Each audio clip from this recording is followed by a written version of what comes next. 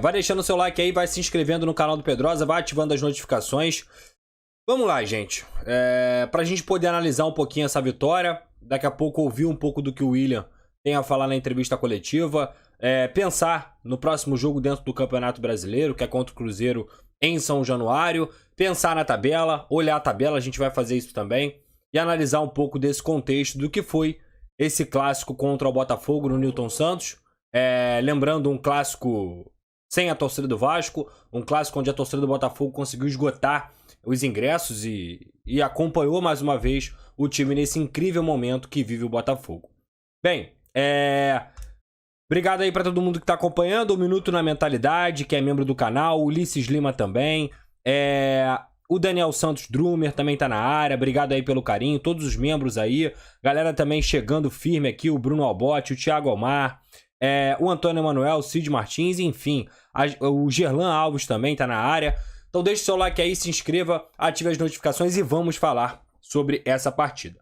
Primeiro eu acho que a gente tem que analisar a escolha do William em relação ao time principal, ao time titular. Primeiro eu inicio falando do Robson. Eu realmente não consigo entender o que o Robson já fez com a camisa do Vasco para ele continuar recebendo inúmeras e inúmeras oportunidades como titular. É impossível entender. Porque é um jogador que claramente e de forma cristalina ele não tem a mínima confiança no que ele está fazendo dentro de campo. Não à toa, o Vasco quase tomou um gol dessa forma em uma bola que ele erra o corte. E aí, tanto o Zé Gabriel, que se eu não me engano tinha feito uma falta antes, quanto o Léo tomam um cartão amarelo na mesma jogada. E pra sorte do Vasco, digamos assim, pra todo mundo que tá mandando superchat aí, pode deixar que eu vou ler assim que eu acabar de completar o raciocínio, vou ler todos. Pode ir mandando aí que eu vou ler todos. Pra sorte do Vasco, digamos assim, e não pra do Robson, porque eu jamais vou comemorar a lesão de um atleta, ele acabou tendo uma lesão. E aí o Capaz precisou entrar no jogo. A gente pode pensar, poxa, mas o Capaz tá voltando e tal. Cara, o Capaz treinou a semana inteira. Então, se o cara treinou a semana inteira, ele tem que estar apto. Se ele vai pro banco de reservas, ele tem que estar apto para jogo. Então, que iniciasse com o Capaz. O Robson nunca fez absolutamente nada para merecer essa titularidade seguidas e seguidas vezes, mesmo tendo feito jogos horrorosos, mesmo falhando em praticamente todas as partidas, mesmo não passando nenhuma confiança, nem para a saída de bola, nem sem a bola. Então, eu já começo detectando esse erro na escalação. Outro erro. Hoje, o Ryan, mesmo com os seus 16 anos, mesmo eu entendendo que nenhuma responsabilidade da péssima temporada que o Vasco faz pode recair sobre ele, o Ryan deveria ser o titular do Vasco da Gama. O Ryan não é banco desse time. De forma alguma. Nem do Pedro Raul, nem do Alex Teixeira, nem do Orediano, por exemplo. Porque o Ryan também consegue fazer a ponta direita e inclusive foi assim que ele entrou na partida hoje. O Ryan tá na frente de todos esses nomes que eu citei aqui. E também do Figueiredo. Só que ele não joga por aquele lado. Mas eu falo isso porque o Vasco hoje no primeiro tempo, e aí eu tenho que frisar isso aqui, para que não fique parecendo que a gente aqui não reconhece mérito do adversário. Muito pelo contrário. Eu canso de falar e falo isso diariamente, que esse Botafogo é um Botafogo que tem casca e está se formando mais uma vez, mesmo perdendo o seu técnico, com casca de time campeão. De time que sabe jogar grandes jogos, que tem treino, que tem equilíbrio e que tem efetividade. E além de tudo, é claro, tem o craque do campeonato, que se chama Tiquinho Soares. Aliás, o Tiquinho Soares faz basicamente tudo o que o Pedro Raul não consegue fazer. Se a gente pudesse elencar o quão bom é o Tiquinho Soares, o quão grande é o Campeonato Brasileiro que ele tem feito, você pode comparar com o Pedro Raul, que o Pedro Raul está fazendo todo ao contrário. Absolutamente o campeonato todo ao contrário, e tudo que o Tiquinho faz de bom, o Pedro Raul faz de errado, faz de negativo. Eu poderia simplesmente ficar, assim, resumir nisso. O que o Tiquinho faz é que o Pedro Raul não faz. E aí a gente tem que valorizar o trabalho dessa comissão técnica, que ainda é o trabalho do próprio Luiz Castro, e tudo que o Botafogo vem fazendo nesse campeonato. Mais um jogo de líder, mais um jogo consistente, efetivo, com jogadores que estão com confiança, com a conexão com o Nilton Santos e sua torcida. O gramado não tem jeito, também ajuda, porque acaba sendo uma vantagem ali, pelo menos no início, para você se identificar com o campo, ainda mais chovendo muito como choveu hoje. Mas nada disso tira o mérito do Botafogo, que faz uma campanha extraordinária. O Botafogo mereceu vencer o jogo. O Botafogo foi superior ao Vasco. Ponto. Tá? O que eu quero dizer aqui é que o primeiro tempo do Vasco, pelo menos na parte defensiva, ele foi um primeiro tempo decente.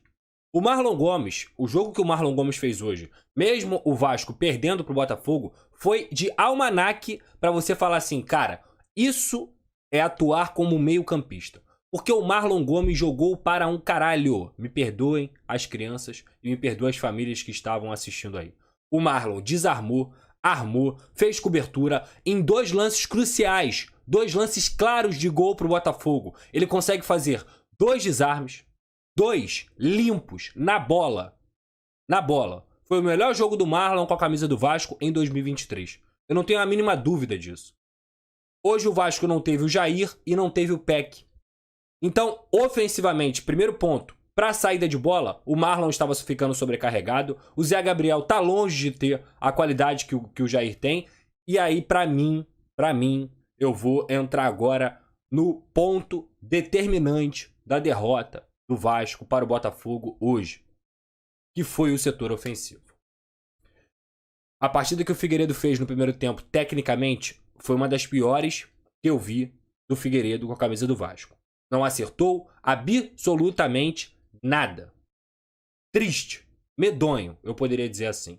E aí eu posso usar todos esses adjetivos para eu falar sobre a partida também do senhor Pedro Raul. Triste, assim, é lamentável o quão esse jogador caiu de rendimento pelo que ele fez no Goiás e o quão triste tem sido a passagem do Pedro Raul com a camisa do Vasco. Não é que ele perca um gol, não é que ele erre um domínio, não é que ele não esteja fazendo o pivô tão bem. E eu sempre falei isso aqui. Eu tô longe de achar que o Pedro Raul é um jogador ruim, eu tô longe de achar que ele não tem condições de ajudar o Vasco da Gama. Mas é lamentável o que esse cara tem feito com a camisa do Vasco. Ele não consegue ganhar uma bola nem pelo alto, nem nos duelos pelo chão. Ele chega atrasado em todas. Quando ele recebe essa bola no pivô, ele recebe essa bola sem ter a mínima condição de segurar, como muito bem faz o Tiquinho. Isso tudo, cara, você entende até que talvez o Pedro não tenha que sair tanto da área. Só que o futebol hoje não tem como você ter um centroavante esperando bola na área, principalmente jogando contra um time que era o Botafogo com as linhas altas. O Botafogo joga com as linhas altas e pressiona com as linhas altas. Então esse cara, o centroavante, ele tem que voltar para marcar, para buscar essa bola. Ele tem que voltar para dar opção. Repara no Tiquinho jogando, e eu tô dando esse exemplo aqui porque foi o mais próximo do que a gente viu hoje. Ele vai na ponta esquerda, ele vai na ponta direita, ele abre esse caminho central para justamente ter a infiltração dos pontas. O Pedro Raul não faz absolutamente nada disso. Nada. E quando ele tenta fazer, a bola bate nele como se ele fosse uma parede. Ela bate e ela volta. Simples. Simples. Assim, é difícil. É difícil você encontrar um argumento para você poder defender o Campeonato Brasileiro que o Pedro Raul faz com a camisa do Vasco.